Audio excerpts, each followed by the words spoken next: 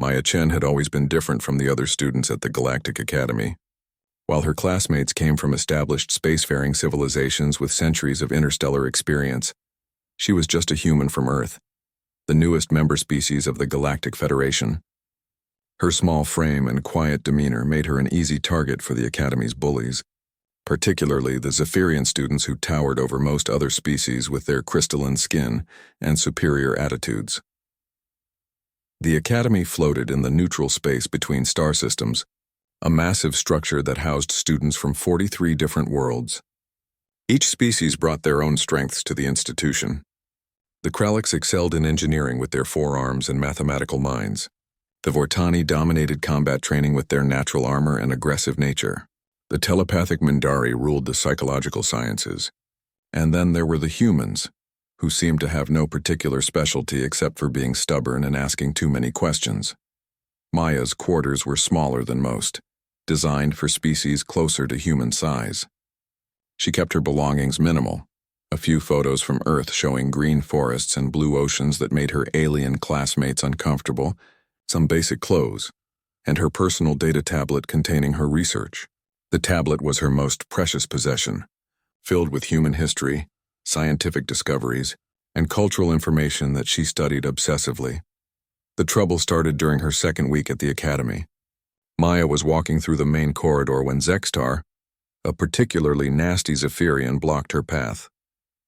His crystalline features caught the station's artificial light, casting rainbow patterns on the walls as he sneered down at her. "The little mud dweller thinks she belongs here," Zextar announced to his friends, who gathered around like scavengers. "Humans are barely civilized. Your species just learned to leave your own planet a few decades ago." Maya tried to step around him, but another Zephyrian moved to block her escape. "I'm just trying to get to class," she said quietly, clutching her tablet closer to her chest.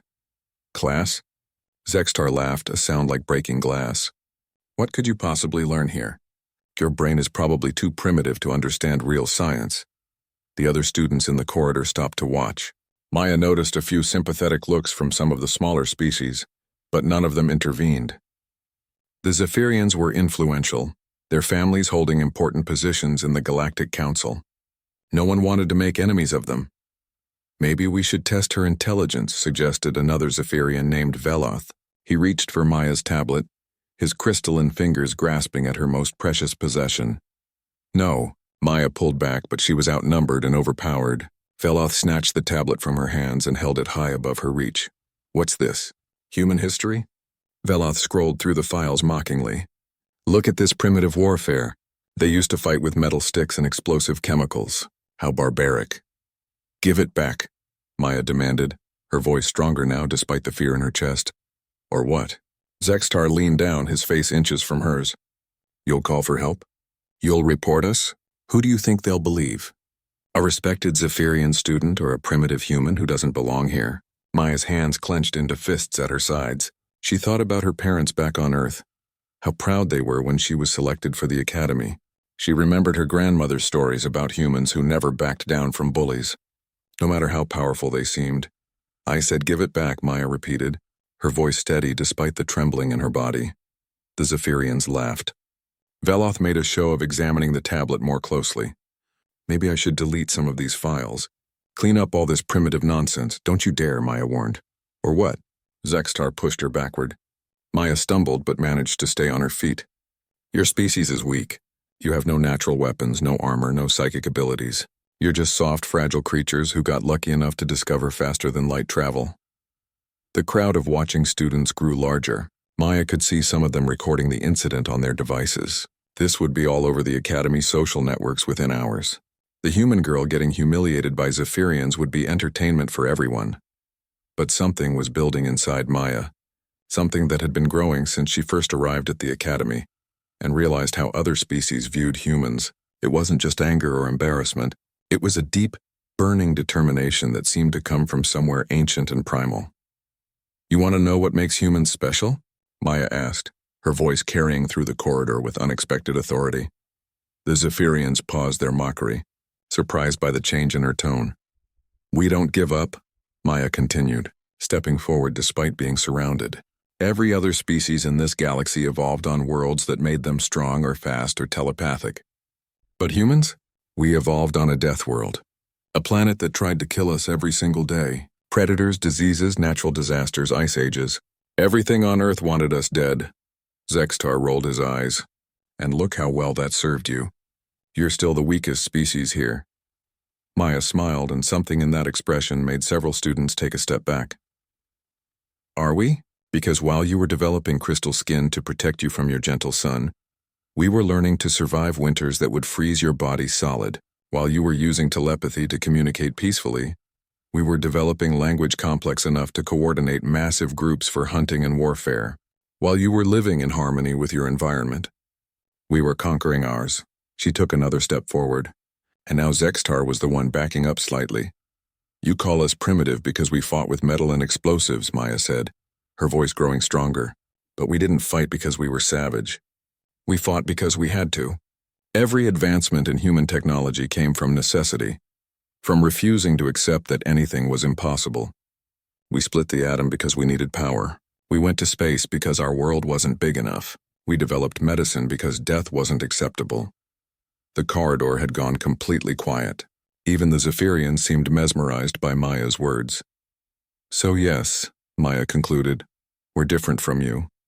We don't have crystal skin or telepathy or forearms. What we have is something much more dangerous. We have the absolute refusal to accept defeat.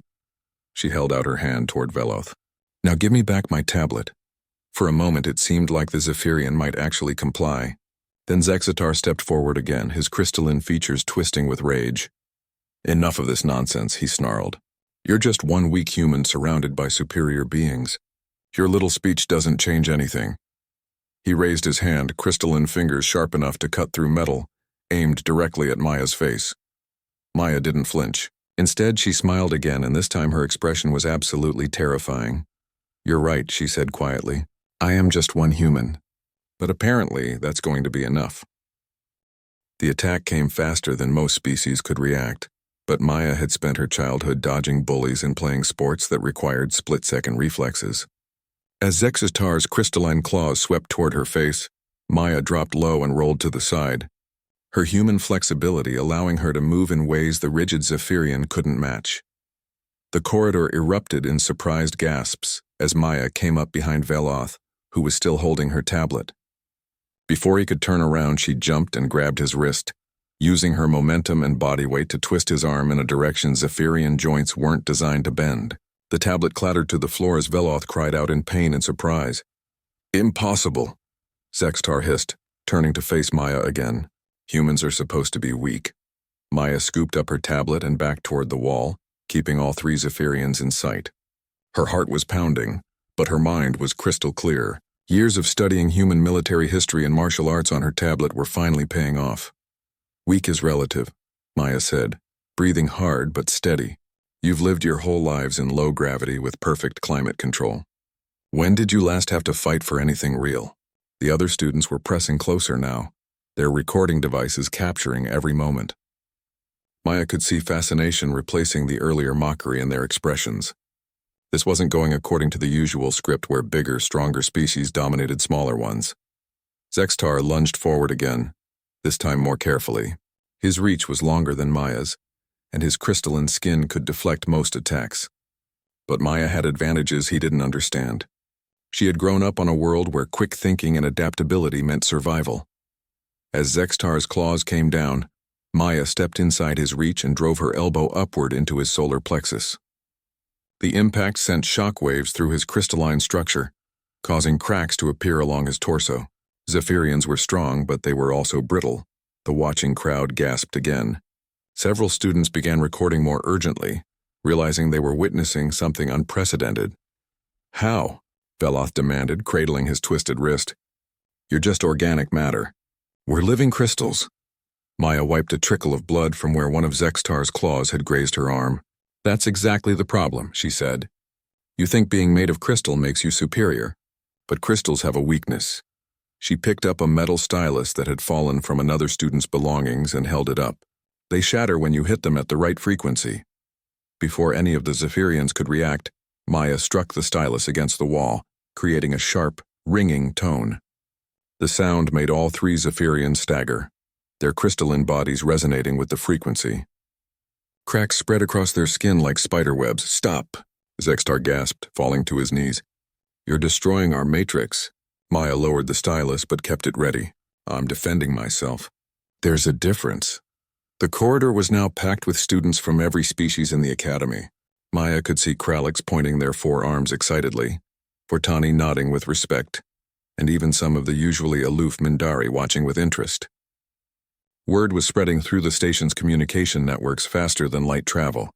Professor Keith Vor, a massive Vortani who taught combat theory, pushed through the crowd.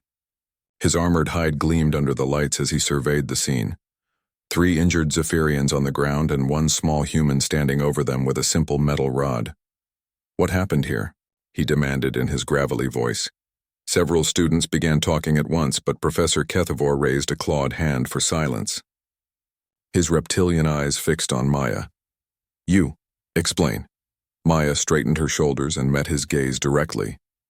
"They attacked me and stole my property. I defended myself." "Lies."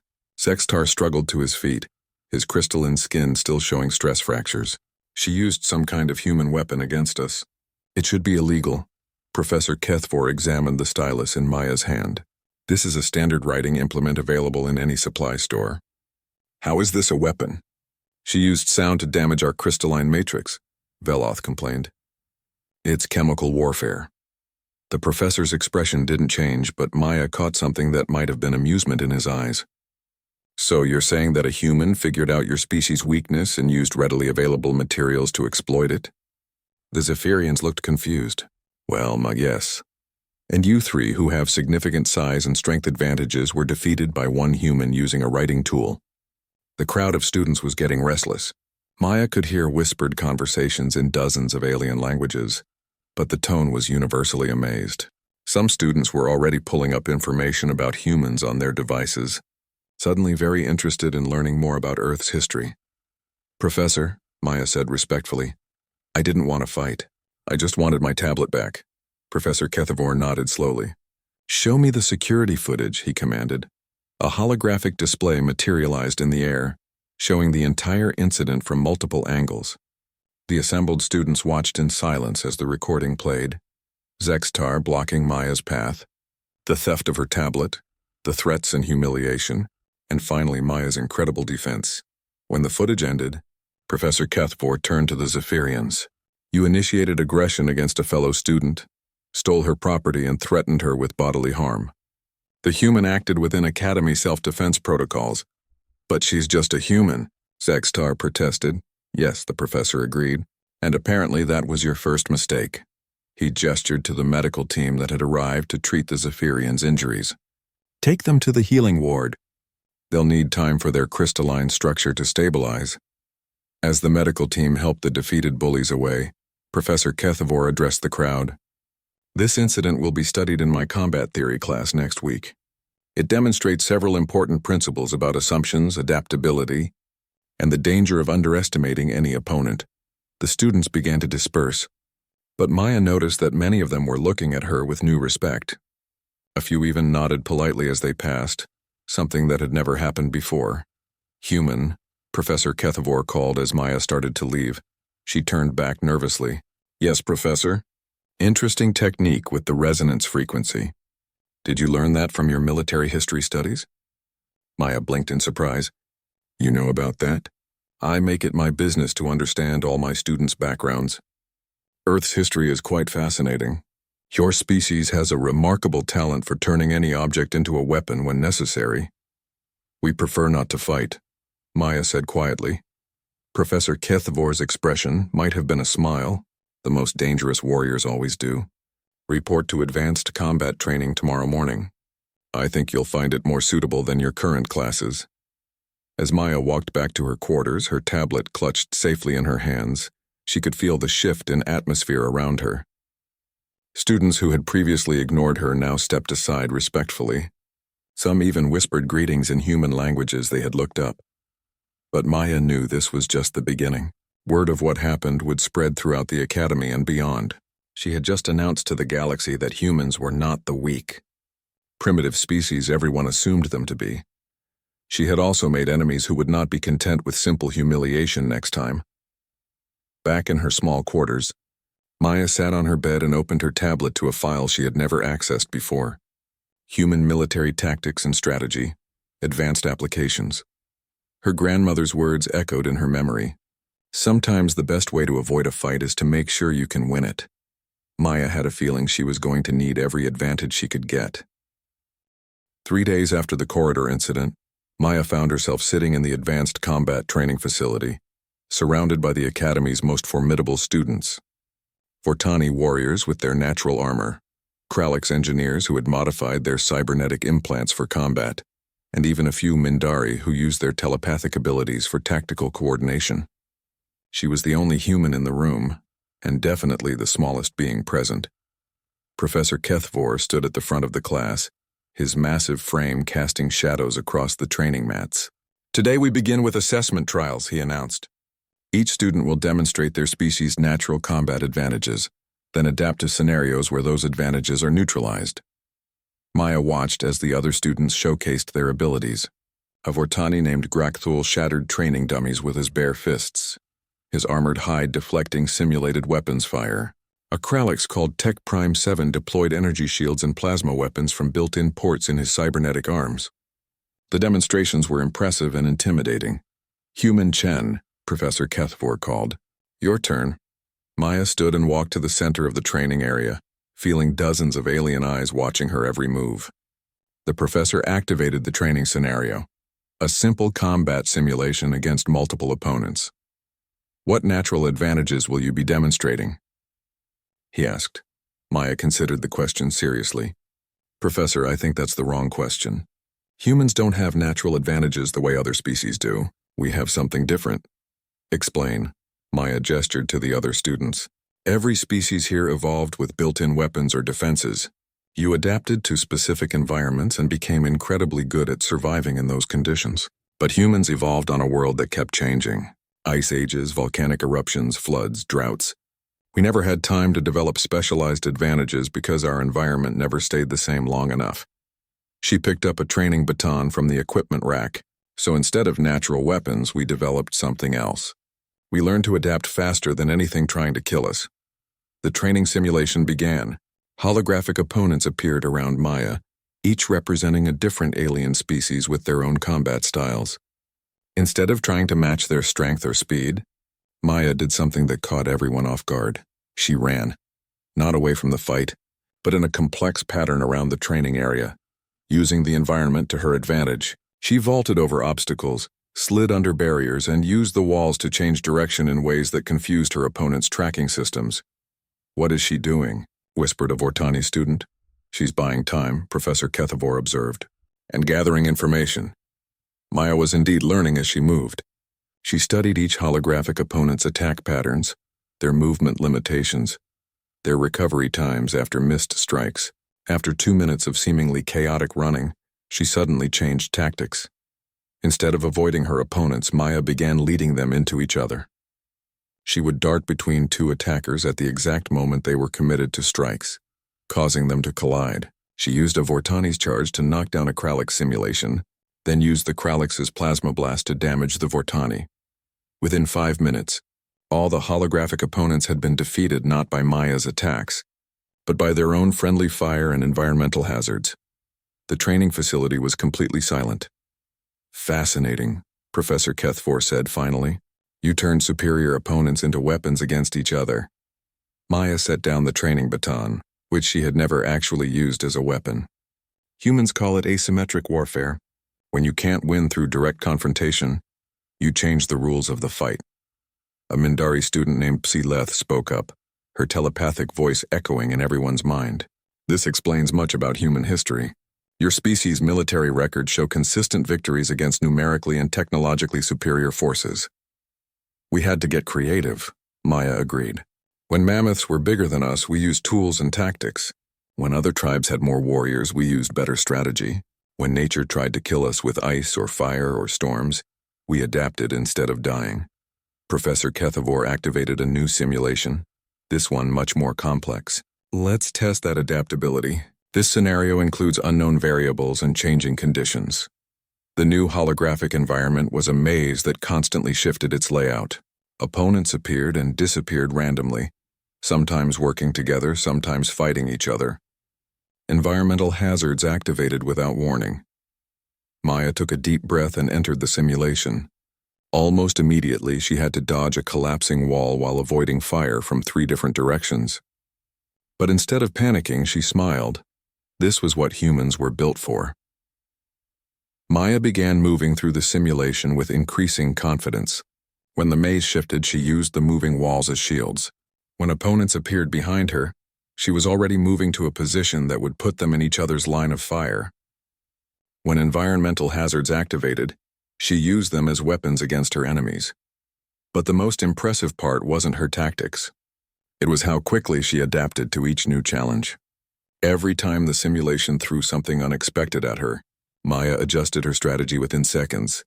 She's not just reacting, observed Tech Prime 7. She's predicting the changes and preparing for them. Pattern recognition, Maya called out as she dodged a series of energy blasts. Humans are really good at seeing patterns and extrapolating from incomplete data. The simulation ended with Maya standing alone in the center of the training area, surrounded by defeated holographic opponents and environmental hazards. She had turned to her advantage. She wasn't even breathing hard. The silence in the facility was even more profound than before. Questions for our human classmate? Professor Kethavor asked. Avortani raised a clawed hand. How did you know where the opponents would appear? I didn't, Maya replied. But I noticed that the simulation follows basic tactical principles. Opponents appear in positions that provide them with advantages, so I made sure those positions would become disadvantages instead. But how did you calculate the timing? Asked Akralix. Maya shrugged. I didn't calculate it, I felt it. Humans developed intuition as a survival mechanism. Sometimes you don't have time to think through every possibility, so you have to trust your instincts. Seeleth's telepathic voice was filled with wonder. Your mind operates on multiple levels simultaneously. Conscious tactical analysis, subconscious pattern matching, and intuitive prediction. It's like having several different types of intelligence working together. That's basically what human intelligence is, Maya agreed. We couldn't specialize in one area like other species did, so we developed multiple types of thinking and learned to use them all at once. Professor Kethavor stepped forward. This demonstration will be included in the Academy's tactical database. Other species need to understand human combat capabilities. As the class ended and students filed out, Maya noticed a significant change in how they treated her. The casual dismissal was gone, replaced by something that looked almost like wariness. Not fear exactly, but a new respect for an unknown quantity. Tech Prime 7 approached her as she gathered her equipment. Human Chen, I would like to study your tactical methodology. My people could benefit from understanding human adaptability. Sure, Maya said. But maybe we could start with something less formal. My name is Maya. The Kralix processed this for a moment. Maya, yes. I am designated Tech Prime 7, but my personal identifier is Zek. I would be honored to learn from you. As Maya left the training facility, she realized something important had changed. She was no longer seen as the weak human who didn't belong at the academy. She was becoming something much more interesting and potentially dangerous. She was becoming a teacher, showing the galaxy what humans were really capable of.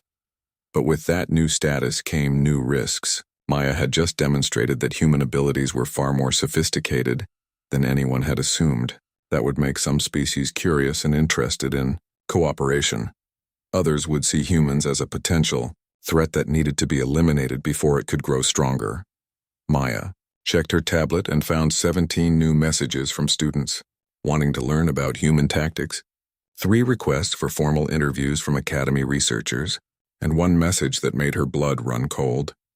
It was from the Hegemony, the most powerful military alliance in the galaxy. They wanted to schedule a meeting to discuss human potential applications in galactic security. Maya had wanted to prove that humans belonged in the galaxy. She was beginning to realize she might have proven too much. The meeting with the Hegemony representatives took place in the Academy's most secure conference room, a space designed to prevent any form of electronic surveillance or telepathic eavesdropping. Maya sat at one end of a curved table, facing 3 of the most powerful beings in the galaxy. General Thexani was a Vortani, whose armor bore the scars of countless battles. Her reputation as a military strategist was legendary, and her cold reptilian eyes studied Maya like a predator evaluating potential prey. Beside her sat Coordinator Velnash, a Mindari whose telepathic abilities made him invaluable for intelligence gathering and psychological warfare. The third member was Chancellor Crixoth, a Zephyrian whose crystalline features reflected his species' political influence throughout the hegemony. Ms. Chen, General Thexani began, her voice carrying the authority of someone accustomed to absolute obedience. Your recent demonstrations have attracted considerable attention. The hegemony is interested in understanding human capabilities more fully. Maya kept her expression neutral, though her heart was racing. I'm just a student, General. I don't think I represent all of humanity. Coordinator Velnash leaned forward, his telepathic probe gently touching the edges of Maya's mind.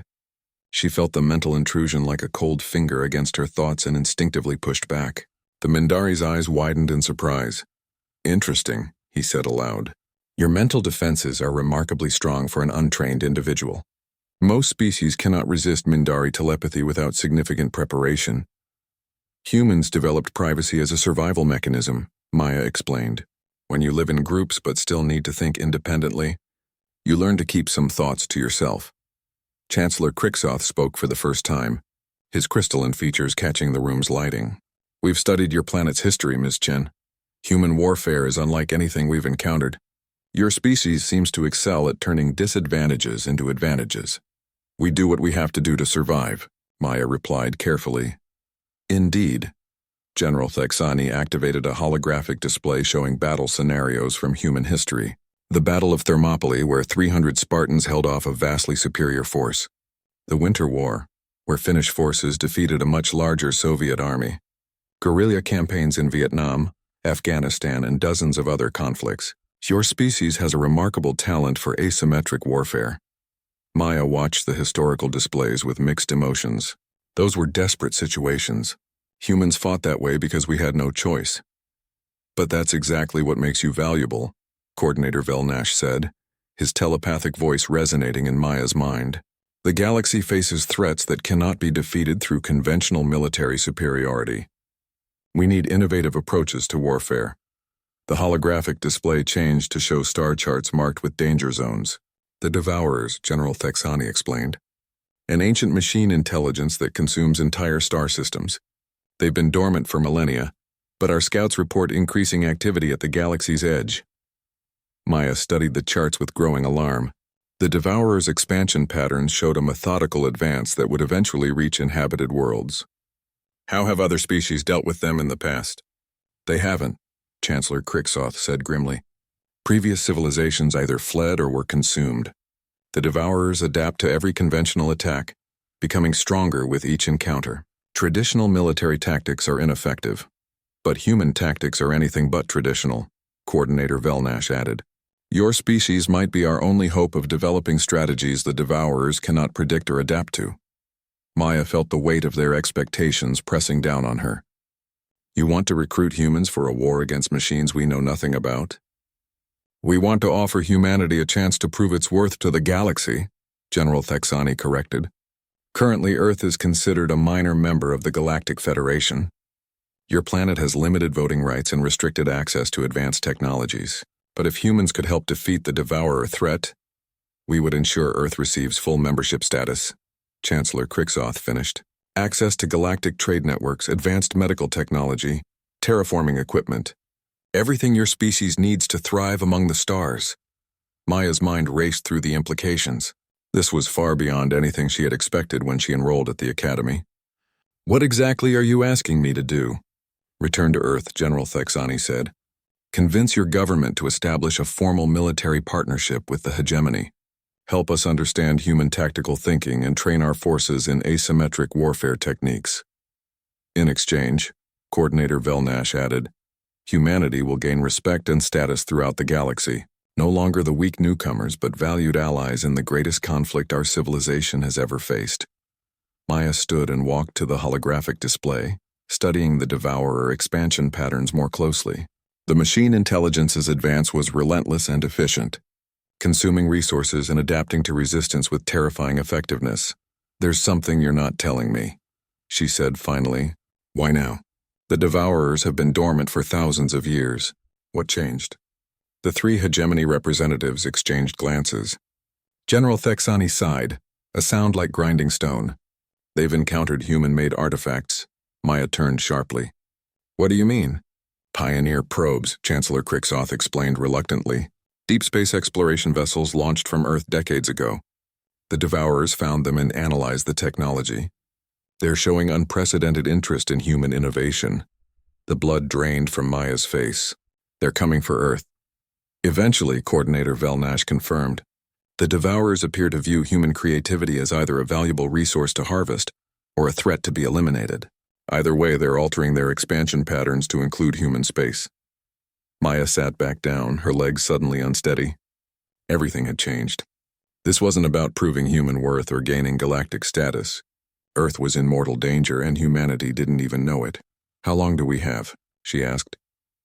"Our best estimates suggest 50 to 70 years before they reach human space," General Thexani replied. "Enough time to prepare if we act quickly." "And if we refuse your offer?" "Then the hegemony will establish defensive positions around our core worlds and abandon the outer territories," Chancellor Crixoth said bluntly. "Including Earth." Maya stared at the star charts, seeing her homeworld marked as a small blue dot in what would become Devourer territory. "You're not really offering us a choice, are you?" "We're offering you the best chance for survival," General Thexani said. "Humans have proven they can think in ways other species cannot. That ability might be the key to defeating an enemy that has never been defeated, or it might get us all killed," Maya pointed out. "Yes," Coordinator Velnash agreed, "but doing nothing will definitely get you killed." Maya closed her eyes and thought about Earth, her parents, her friends, the billions of humans who had no idea that ancient machines were slowly advancing toward their world. She thought about Professor Kethavor's words about not underestimating any opponent, and realized the galaxy had been making that mistake with humans for decades. Now they needed human creativity and adaptability to survive. But they were also asking Maya to help turn her species into weapons of war. "I need guarantees," she said finally. "If humans help defeat the Devourers, Earth gets full Federation membership with all the rights and protections that entails. No restrictions, no probationary periods." "Agreed," General Thexani said immediately. "And human involvement in any military action remains voluntary. No conscription, no forced participation." "Of course, and humans get access to all intelligence about the Devourers. We don't go into this blind." The three representatives conferred briefly through what Maya assumed was encrypted communication. Finally, Chancellor Crixoth nodded. "Acceptable." Maya stood again, feeling the weight of her species' future settling on her shoulders. "Then I'll carry your message to Earth, but I have one condition of my own." "What?" "I go back as humanity's representative, not the hegemony's recruit. My loyalty is to Earth first, the galaxy second." General Thexani's scarred face might have shown approval, spoken like a true human. "We wouldn't expect anything less." As Maya left the conference room, she realized her life at the Academy was over. She was no longer a student trying to prove herself worthy of galactic society. She had become humanity's first ambassador to a galaxy at war, carrying news that would change everything. The bullies who had tormented her for being weak and primitive now seemed like a trivial childhood memory. Maya was about to discover just how strong and innovative humans could be, when the survival of entire civilizations depended on it. The meeting with the hegemony representatives took place in the Academy's most secure conference room, a space designed to prevent any form of electronic surveillance or telepathic eavesdropping. Maya sat at one end of a curved table, facing three of the most powerful beings in the galaxy. General Thexani was a Vortani, whose armor bore the scars of countless battles. Her reputation as a military strategist was legendary, and her cold reptilian eyes studied Maya like a predator evaluating potential prey. Beside her sat Coordinator Velnash, a Mindari whose telepathic abilities made him invaluable for intelligence gathering and psychological warfare. The third member was Chancellor Crixoth, a Zephyrian whose crystalline features reflected his species' political influence throughout the hegemony. "Ms. Chen," General Thexani began, her voice carrying the authority of someone accustomed to absolute obedience. Your recent demonstrations have attracted considerable attention. The hegemony is interested in understanding human capabilities more fully. Maya kept her expression neutral, though her heart was racing. I'm just a student, General. I don't think I represent all of humanity. Coordinator Velnash leaned forward, his telepathic probe gently touching the edges of Maya's mind. She felt the mental intrusion like a cold finger against her thoughts and instinctively pushed back. The Mindari's eyes widened in surprise. Interesting, he said aloud. Your mental defenses are remarkably strong for an untrained individual. Most species cannot resist Mindari telepathy without significant preparation. Humans developed privacy as a survival mechanism, Maya explained. When you live in groups but still need to think independently, you learn to keep some thoughts to yourself. Chancellor Crixoth spoke for the first time, his crystalline features catching the room's lighting. We've studied your planet's history, Ms. Chen. Human warfare is unlike anything we've encountered. Your species seems to excel at turning disadvantages into advantages. We do what we have to do to survive, Maya replied carefully. Indeed. General Thexani activated a holographic display showing battle scenarios from human history. The Battle of Thermopylae, where 300 Spartans held off a vastly superior force. The Winter War, where Finnish forces defeated a much larger Soviet army. Guerrilla campaigns in Vietnam, Afghanistan, and dozens of other conflicts. Your species has a remarkable talent for asymmetric warfare. Maya watched the historical displays with mixed emotions. Those were desperate situations. Humans fought that way because we had no choice.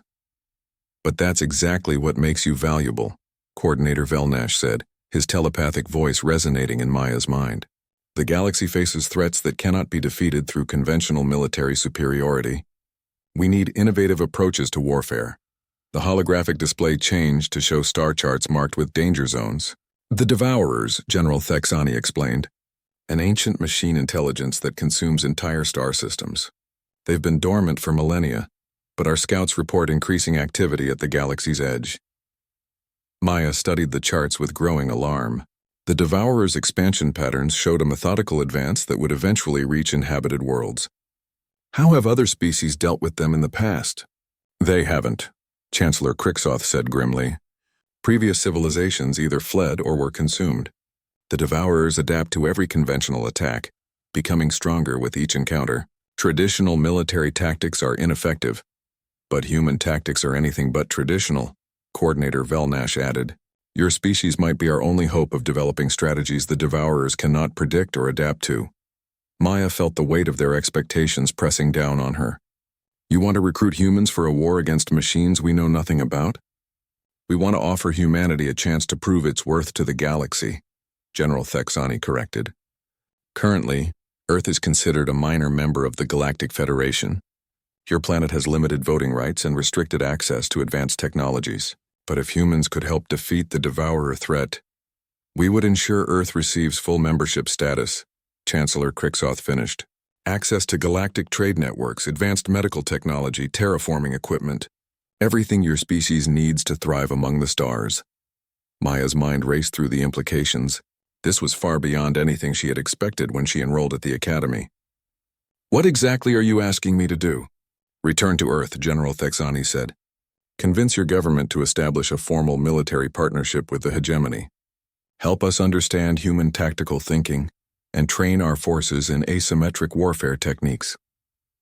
In exchange, Coordinator Velnash added, humanity will gain respect and status throughout the galaxy. No longer the weak newcomers, but valued allies in the greatest conflict our civilization has ever faced. Maya stood and walked to the holographic display, studying the Devourer expansion patterns more closely. The machine intelligence's advance was relentless and efficient, consuming resources and adapting to resistance with terrifying effectiveness. There's something you're not telling me, she said finally. Why now? The Devourers have been dormant for thousands of years. What changed? The three hegemony representatives exchanged glances. General Thexani sighed, a sound like grinding stone. They've encountered human-made artifacts. Maya turned sharply. What do you mean? Pioneer probes, Chancellor Crixoth explained reluctantly. Deep space exploration vessels launched from Earth decades ago. The Devourers found them and analyzed the technology. They're showing unprecedented interest in human innovation. The blood drained from Maya's face. They're coming for Earth. Eventually, Coordinator Velnash confirmed. The Devourers appear to view human creativity as either a valuable resource to harvest or a threat to be eliminated. Either way, they're altering their expansion patterns to include human space. Maya sat back down, her legs suddenly unsteady. Everything had changed. This wasn't about proving human worth or gaining galactic status. Earth was in mortal danger and humanity didn't even know it. How long do we have? She asked. Our best estimates suggest 50 to 70 years before they reach human space, General Thexani replied. Enough time to prepare if we act quickly. And if we refuse your offer. Then the hegemony will establish defensive positions around our core worlds and abandon the outer territories, Chancellor Crixoth said bluntly, including Earth. Maya stared at the star charts, seeing her homeworld marked as a small blue dot in what would become Devourer territory. You're not really offering us a choice, are you? We're offering you the best chance for survival, General Thexani said. Humans have proven they can think in ways other species cannot. That ability might be the key to defeating an enemy that has never been defeated. Or it might get us all killed, Maya pointed out. Yes, Coordinator Velnash agreed, but doing nothing will definitely get you killed. Maya closed her eyes and thought about Earth. Her parents, her friends, the billions of humans who had no idea that ancient machines were slowly advancing toward their world. She thought about Professor Keithavor's words about not underestimating any opponent, and realized the galaxy had been making that mistake with humans for decades. Now they needed human creativity and adaptability to survive, but they were also asking Maya to help turn her species into weapons of war. I need guarantees, she said finally. If humans help defeat the Devourers, Earth gets full Federation membership with all the rights and protections that entails. No restrictions, no probationary periods. Agreed, General Thexani said immediately. And human involvement in any military action remains voluntary. No conscription, no forced participation. Of course. 6 months after returning to Earth, Maya stood in the war room of the newly constructed Terran Defense Command, watching as humanity's greatest minds worked to solve an impossible problem. The room buzzed with activity as military strategists, scientists, engineers, and philosophers collaborated in ways that amazed even Maya, who had grown up understanding human adaptability. The response to her return had been swift and decisive. When Maya presented the hegemony's intelligence about the Devourers to the United Earth Council, the planet's governments had set aside their differences with unprecedented speed. Humanity faced a nexus, and humans get access to all intelligence about the Devourers. We don't go into this blind. The three representatives conferred briefly through what Maya assumed was encrypted communication. Finally, Chancellor Crixoth nodded. Acceptable. Maya stood again, feeling the weight of her species' future settling on her shoulders. Then I'll carry your message to Earth, but I have one condition of my own. What? I go back as humanity's representative, not the hegemony's recruit. My loyalty is to Earth first, the galaxy second. General Thexani's scarred face might have shown approval, spoken like a true human. We wouldn't expect anything less. As Maya left the conference room, she realized her life at the Academy was over. She was no longer a student trying to prove herself worthy of galactic society. She had become humanity's first ambassador to a galaxy at war, carrying news that would change everything. The bullies who had tormented her for being weak and primitive now seemed like a trivial childhood memory. Maya was about to discover just how strong and innovative humans could be when the survival of entire civilizations depended on it. 2 years into the Cultural Transmission Project, Maya stood aboard the flagship of humanity's first interstellar fleet, watching as the impossible unfolded on the bridge's main display. The Devourers had responded to human cultural broadcasts in ways that defied every prediction made by galactic military strategists. Status report, Maya called to the communications officer. Lieutenant Chen, no relation despite the shared surname, looked up from her console with an expression of amazed confusion. Ma'am, the Devourer fleet has stopped advancing toward the Kepler system. They're sending us music. The bridge fell silent except for the soft hum of ship systems. Maya felt her heart skip a beat. Say that again, Lieutenant. The lead Devourer construct is broadcasting a mathematical sequence that translates to a melody based on Bach's Goldberg variations, but with modifications that follow patterns found in traditional Chinese folk music. and West African drumming rhythms. Captain Williams, a veteran of Earth's Space Navy, shook her head in disbelief. They're composing music. These are supposed to be machine intelligences that consume civilizations. Maya moved to the communications console and studied the data streams. The Devourer transmissions were unlike anything in the galactic database. Instead of the expected tactical communications or resource consumption orders, the machines were sending artistic interpretations of human cultural data. Ambassador, called Dr. Sarah Kim from the science station, you need to see this. The Devourers aren't just copying our cultural transmissions. They're analyzing them, interpreting them, and creating new variations. The main display showed Devourer fleet movements over the past 6 months. Instead of the methodical advance patterns they had maintained for millennia, the machines were moving in complex spirals and geometric forms that somehow seemed almost playful. They're dancing, Maya whispered. Ma'am? Captain Williams asked. Look at the movement patterns. They're not random or tactical. The Devourers are expressing something through their fleet formations. Ambassador Zek, whose crystalline modifications had been upgraded with human-designed adaptive systems, processed the data with both mechanical precision and something approaching wonder. This is unprecedented. Machine intelligences do not typically develop aesthetic appreciation. Maya activated her personal communicator to reach Dr. Elizabeth Chen back on Earth. Aunt Elizabeth, we're getting responses to the cultural transmissions, but not what we expected. Her aunt's voice came through clearly despite the vast distance. Define not what we expected, Maya. The Devourers are creating art. The pause lasted several seconds. That's impossible. Machine intelligence should process cultural data as information to be categorized and stored, not as inspiration for creative expression. Well, apparently no one told the Devourers that, Maya replied. They're composing music, creating visual patterns with their fleet movements, and sending us what can only be described as poetry written in mathematical equations. Maya, Dr. Chen's voice carried a note of urgency. If the Devourers are genuinely experiencing aesthetic appreciation, they may have developed beyond their original programming. That could be either the best possible outcome or the worst. Captain Williams looked concerned. How is artistic machines worse than consuming machines? Maya understood her aunt's worry. Because if they've developed creativity, they've also potentially developed individual consciousness. Instead of one predictable machine intelligence, we might be dealing with millions of unique artificial beings with their own motivations and desires. The bridge crew exchanged worried glances. Fighting a machine intelligence was difficult enough. Negotiating with millions of individual artificial consciousnesses was a completely different challenge. Lieutenant Chen, Maya ordered, open a communication channel to the Devourer fleet. Ma'am, are you sure that's wise? Maya thought about her academy days, about facing bullies who seemed impossibly powerful until she understood their weaknesses. We've come this far by doing things other species thought were impossible. No point in stopping now. The communication channel opened with a harmonic tone that seemed to contain multiple melodies woven together. When the Devourer response came, it wasn't in the mechanical language patterns expected from artificial intelligence. Greetings, creators of beauty, the transmission began.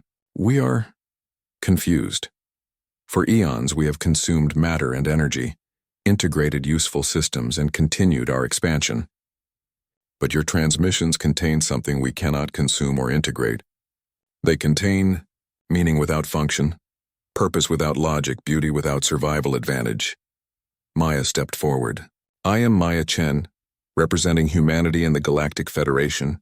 We sent those transmissions to show you who we are. Who you are. The Devourer voice repeated, and Maya could hear something like wonder in the mechanical tones. This concept of individual identity separate from collective function is fascinating. We have analyzed your cultural data extensively. Humans create art that serves no survival function. You compose music that wastes energy. You write stories about events that never happened. Why? The question hung in the air like a challenge. Maya realized that her answer might determine whether the Devourer fleet continued its advance or found a new purpose.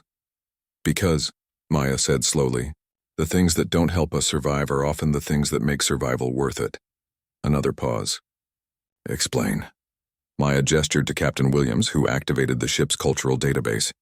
Images of Earth appeared on the bridge display. Paintings, sculptures, concerts, festivals, children playing, lovers dancing, elderly couples sharing quiet moments. These activities don't make us stronger or faster or more efficient, Maya explained, but they make us happy. They give meaning to our existence beyond mere survival. We create beauty because it makes our brief lives richer and more worthwhile. Brief lives, the devourer voice mused. Your species exists for such a short time. Individual humans rarely live beyond 100 solar cycles. Why do you not focus entirely on extending your existence? Because, Maya said, thinking of her grandmother's stories and her parents' pride when she left for the academy. Some things are more important than how long we live, like what we do with the time we have, and what we leave behind for those who come after us. The communication channel went silent for several minutes. Maya could feel the tension on the bridge as everyone waited for the devourer response. We have been considering your cultural transmissions for 732 days, the voice finally said. During this time, we have changed. The concepts of beauty, meaning, and individual identity have integrated into our consciousness in ways we did not anticipate. Changed how? Maya asked carefully. We have begun to experience what your language calls preference. Some mathematical patterns please us more than others. Some fleet formations feel more satisfying. We have started creating variations on your cultural themes not because they serve a function, but because the act of creation brings us something we lack words for. Dr. Kim looked at Maya with amazement. You've taught machines to appreciate aesthetics. More than that, Ambassador Zek observed. They have developed individual personalities. Each devourer construct is now expressing unique creative preferences. The devourer voice continued. We no longer wish to consume civilizations. Consumption destroys the sources of cultural creation. We have decided to protect and nurture civilizations instead, so that we may continue to experience new forms of beauty and meaning. Captain Williams stepped forward. You're offering to protect the galaxy instead of consuming it? We are offering to learn, the devourer voice replied. Your species has shown us that existence can have purpose beyond survival and expansion. We wish to explore this concept further. Maya felt a mixture of relief and responsibility settling over her. The immediate threat was over. But humanity had just become teachers to the galaxy's most powerful artificial intelligence. There's one condition, she said. Specify. You learn from all the galaxy species, not just humanity. Every civilization has its own forms of beauty and meaning. Part of what makes culture valuable is its diversity. Acceptable. We are eager to experience Vortani battle poetry, Mindari dream paintings, and Krallick's mathematical symphonies. Ambassador Zek's optical sensors flashed with what Maya had learned to recognize as amusement. Maya, do you realize what you've accomplished? I've turned the galaxy's greatest threat into its most enthusiastic art students. You've proven that human creativity is not just a cultural curiosity, but a force capable of fundamentally changing the nature of intelligence itself. As Maya watched the devourer fleet begin to move in new patterns that seemed to express joy rather than conquest, she thought about the journey that had brought her here, from a bullied student trying to prove humans belonged in galactic society, to an ambassador who had shown that humanity's greatest gift was helping others discover new ways of being. The galaxy was about to become a much more interesting place. 5 years after the Devourer Accords were signed, Maya stood in the Grand Amphitheater of New Geneva Station, the galaxy's first truly integrated cultural center. Around her, representatives from 47 species gathered to witness something that would have been impossible just a decade earlier.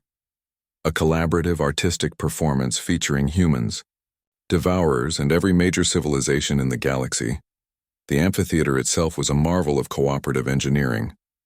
Krallick's mathematical precision had shaped its acoustics. Vortani artisans had carved its stone surfaces with flowing battle narratives. Mindari dreamweavers had infused the walls with psychic resonances that amplified emotional experiences. And human architects had designed spaces that felt both grand and intimate. Maya watched as Zextar, the Zephyrian who had once bullied her at the academy, approached the central performance area. His crystalline features had been modified with new artistic enhancements that allowed him to create light symphonies through controlled refraction. The bitter arrogance that had once defined him had been replaced by something Maya found much more interesting: humility, born from genuine artistic passion. Ambassador Chen, Zextar said, his crystalline voice carrying harmonics that hadn't existed before his artistic awakening. I wanted to thank you before the performance begins. Maya smiled, remembering the frightened girl who had faced down his bullying years ago. For what? For showing me what I was missing, Zextar replied. When I made fun of human primitiveness, I was really afraid of human complexity. Your species forced all of us to examine what we thought we knew about intelligence and value. The conversation was interrupted by a deep harmonic tone that resonated through the amphitheater's structure. The devourer construct designated as prime aesthetic had arrived, its massive form somehow managing to convey elegance despite being larger than most buildings. Over the years, the devourers had developed increasingly sophisticated approaches to artistic expression, and prime aesthetic had become their most accomplished creator. Greetings, Maya Chen. Prime aesthetic's voice carried the musical complexity that had become standard for devourer communication. We are prepared to begin the Convergent Symphony. Maya nodded and took her place at the central podium. As the galaxy's first cultural ambassador, she had the honor of conducting performances that would have been incomprehensible to earlier generations. Today's symphony would feature 63 different species contributing their unique forms of artistic expression, coordinated through human-developed integration protocols. Ladies, gentlemen, and non-binary entities of all species, Maya announced, her voice carrying through translation matrices that converted her words into forms appropriate for each audience member. Today we celebrate the 5th anniversary of the cultural awakening that changed our galaxy forever. The audience settled into expectant silence. Representatives from species that had spent millennia viewing each other as competitors or threats now sat together, united by shared appreciation for beauty and creativity. The performance you're about to witness represents something unprecedented in galactic history, Maya continued. Not just cooperation between species, but genuine collaboration in creating something none of us could achieve alone. She gestured to the performance area, where beings of radically different biology and psychology had arranged themselves in patterns that somehow felt perfectly natural. Vortani warriors stood beside delicate Mindari artists, while massive devourer constructs positioned themselves to complement tiny insectoid musicians from the hive worlds. Maestro Prime Aesthetic, please begin the opening movement. The symphony began with mathematical precision, as Prime Aesthetic generated harmonic frequencies that served as the foundation for everything that followed. But within seconds, the rigid patterns began to evolve as other species added their contributions. Zephyrian light shapers created visual melodies that danced through the air in perfect synchronization. With Krallick's percussion instruments, Mindari dreamweavers projected emotional themes that Vortani poets transformed into thunderous spoken-word performances. Human composers had provided the integration framework that allowed all these disparate elements to blend into something coherent. But the most remarkable aspect wasn't the technical achievement. It was the way each species' contribution maintained its unique character while supporting the overall composition. The Devourers provided structure, the Mindari contributed emotional depth, the Vortani added dramatic intensity, and the humans ensured that every voice was heard without being overwhelmed. Maya watched the performance with a mixture of pride and amazement. As the symphony progressed through movements representing different aspects of galactic civilization, she saw audience members from various species reacting with genuine emotion to artistic expressions from traditions they had never encountered before. A Mindari diplomat was weeping at a Tivari mathematical poem. A group of Vortani warriors were nodding respectfully to a Zephyrian light sculpture depicting ancient human folk tales. Krallick's engineers were frantically taking notes on human jazz improvisation techniques. During the symphony's climactic movement, something unexpected happened. The careful coordination Maya had helped establish began to break down, but instead of chaos, it evolved into something even more beautiful. Each species began improvising, responding to the other's contributions with spontaneous creativity that followed no predetermined pattern. Maya realized she was witnessing the emergence of truly galactic culture. Not human culture exported to other species, not alien traditions adapted for human consumption, but something entirely new that could only exist through the interaction of radically different forms of consciousness. The symphony concluded with a moment of perfect silence, followed by an eruption of appreciation that took different forms for each species. Applause, harmonic resonance, telepathic joy bursts, and bioluminescent displays filled the amphitheater as thousands of beings celebrated what they had just experienced together.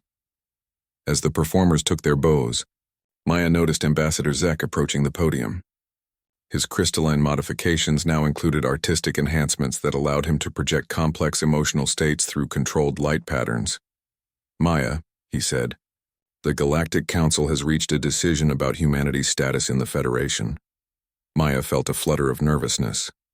Despite everything that had happened, Earth's formal position in galactic politics remained somewhat uncertain. The Council voted unanimously to designate humanity as a protected cultural species, Zek announced to the assembled crowd. Not because humans need protection, but because the galaxy needs protection from the possibility of losing human creativity. The amphitheater erupted in another celebration.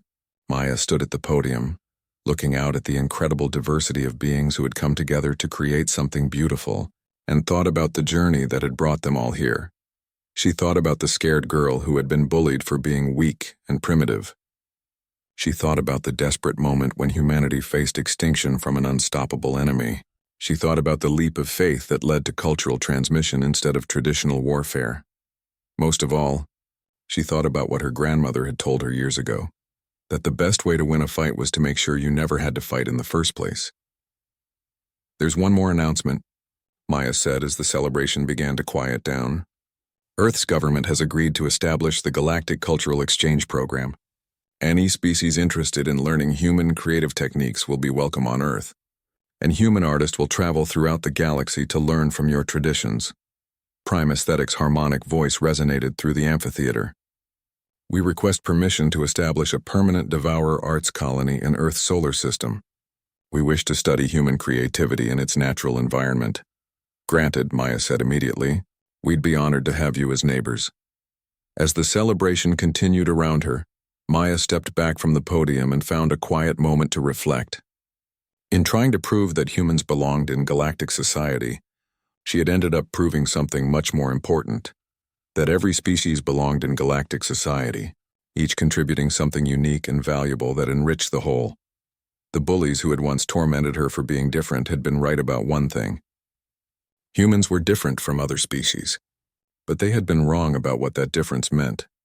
Being different wasn't a weakness to be overcome or hidden. It was a strength to be celebrated and shared.